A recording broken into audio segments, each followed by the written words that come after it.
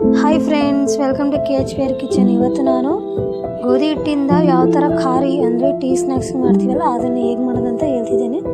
ಮೊದಲೇದಾಗಿ ಒಂದು ಬೌಲ್ ತಗೊಳ್ಳಿ, ಅದರಲ್ಲಿ 2 ಕಪ್ ಆಗುವಷ್ಟು ಗೋಧಿ ಹಿಟ್ಟು ಮತ್ತು ಅಜ್ವಾಯಿನ್ ತೊಗೊಂಡು ಸ್ವಲ್ಪ ಕೈಯಿಂದ ಇದು ಮಾಡಿ ಹಾಕಿ ರಬ್ ಮಾಡಿ, ನೆಕ್ಸ್ಟ್ ಇದರಲ್ಲಿ ಆಯಿಲ್ ಹಾಕೋಣ, ಒಂದು 2 to 3 ಟೇಬಲ್ ಸ್ಪೂನ್.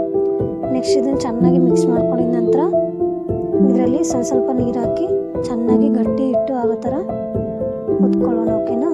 ನಿಮಗೆ ಬೇಕು ಅಂದರೆ ಇನ್ನು ಸ್ವಲ್ಪ ಅಜ್ವಾಯಿನ್ ಹಾಕ್ಕೊಳ್ಳಿ, ಯಾಕಂದರೆ ಅಜ್ವಾಯಿನ್ ಇದ್ರೇ ಅದು ಟೇಸ್ಟ್ ರೀ. ಒಂದ್ಸರಿ ಹಾಕ್ಕೊಳ್ಳಿ, ತುಂಬ ಚೆನ್ನಾಗಿದೆ ನೋಡಿ.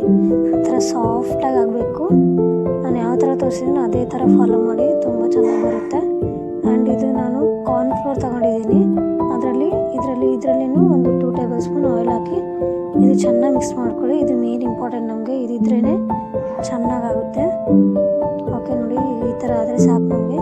ನೆಕ್ಸ್ಟ್ ಅದು ಹಿಟ್ಟನ್ನು ನಾವು ರೆಸ್ಟ್ ಮಾಡೋಕ್ಕೆ ಇಟ್ಟಿರ್ತೀವಲ್ಲ, ಒಂದು 5 ಮಿನಿಟ್ಸು, ಅದನ್ನು ತೊಗೊಂಡು ಚಿಕ್ಕದಾಗಿ ಉಂಡೆ ಮಾಡ್ಕೊಳ್ಳಿ. ನಾನಿಲ್ಲಿ ಒಂದು 5 to 6 ಮಾಡ್ಕೊಂಡಿದ್ದೀನಿ. ಓಕೆ, ಈಗ ಫಸ್ಟ್ ಉತ್ಕೊಳ್ಳಿ ನೋಡಿ, ಚೆನ್ನಾಗಿ ಫುಲ್ ಎಲ್ಲವನ್ನು ಉತ್ಕೊಂಡು ಸೈಡಲ್ಲಿ ಇಟ್ಕೊಂಡು ನೆಕ್ಸ್ಟ್ ಹೇಳ್ಕೊಡ್ತೀನಿ ಪ್ರೊಸೀಜರ್ ಹೇಗೆ ಮಾಡಬೇಕಂತ. ಅದೇ ಥರ ನೀವು ಫಾಲೋ ಮಾಡಿರಿ ಆ್ಯಂಡ್ ತುಂಬ ಚೆನ್ನಾಗಿ ಬರುತ್ತೆ. ನಾನು ವೀಟಿಂದ ಫಸ್ಟ್ ಟೈಮ್ ಟ್ರೈ ಮಾಡಿದ್ದು, ಸಖತ್ತಾಗಿ ಬಂತು ನೋಡಿ. ಓಕೆ, ಸ್ಟೆಪ್ ಬೈ ಸ್ಟೆಪ್ ತೋರಿಸ್ತಿದ್ದೀನಿ. ಫಸ್ಟ್ ಅದನ್ನು ನಾವು ಮಿಕ್ಸ್ ಮಾಡಿರ್ತೀವಲ್ಲ ಅದನ್ನು ಹಾಕಿ, ನೆಕ್ಸ್ಟ್ ಹಿಟ್ಟನ್ನು ಹಾಕಿ ಅದೇ ಥರ ಮಾಡಿ. ಒಂದು ಲೇಯರ್ ಆಯಿತು. ಈಗ ಸೆಕೆಂಡ್ ಲೇಯರ್, ಇದು ಥರ್ಡ್ ಲೇಯರು, ನೆಕ್ಸ್ಟ್ ಇದು 4th ಲೇಯರ್ ಬರುತ್ತೆ ನಮ್ಮದು. ಓಕೆ ನೋಡಿ, ಬಂದಿದೆ. ಸೇಮ್ ಅದೇ ಥರನೇ ಹಿಟ್ಟು ಹಾಕಬೇಕು, ನೆಕ್ಸ್ಟ್ ಅದನ್ನು ಹಾಕಬೇಕು, ಆ ಥರ ಹಾಕ್ಕೊತ ಹೋಗಿ. ಇದು 5th ಲೇಯರ್ ಆ್ಯಂಡ್ ಇನ್ನೊಂದು ಲಾಸ್ಟ್ ಬರುತ್ತೆ ನಮಗೆ 6th ಅಂತ. ಇದನ್ನು ಹಾಕಿ ಚೆನ್ನಾಗಿ ಫೋಲ್ಡ್ ಮಾಡ್ಕೊಳ್ಳಿ, 4 ಸೈಡಿಂದ ಫೋಲ್ಡ್ ಮಾಡ್ಕೊಳ್ಳಿ. ಆ್ಯಂಡ್ ಯಾರು ಸಬ್ಸ್ಕ್ರೈಬ್ ಮಾಡಿದರೆ ಸಬ್ಸ್ಕ್ರೈಬ್ ಮಾಡ್ಕೊಳ್ಳಿ. ಆ್ಯಂಡ್ ನೋಡಿ, ಇಲ್ಲಿ ಚೆನ್ನಾಗಿ ಉತ್ಕೋಬೇಕು. ನಮಗೆ ಆ್ಯಕ್ಚುಲಿ ಬಾಕ್ಸ್ ಶೇಪಲ್ಲಿ ಬಂದರೆ ಚೆನ್ನಾಗಿರುತ್ತೆ. ನೀವು ಅದೇ ಥರನೇ ಮಾಡ್ಕೊಳ್ಳಿ. ಓಕೆ ನೋಡಿ, ಈ ಥರ ಉತ್ಕೊಂಡಿದ್ಮೇಲೆ ಈ ಥರ ಇರುತ್ತೆ. ನಾವು ಇದನ್ನು ಬಾಕ್ಸ್ ಶೇಪ್ನಲ್ಲಿ ಕಟ್ ಮಾಡ್ಕೊಳ್ಳೋಣ. ಓಕೆ ನೋಡಿ, ಈ ಥರ ಕಟ್ ಮಾಡ್ಕೋಬೇಕು ನಾವು.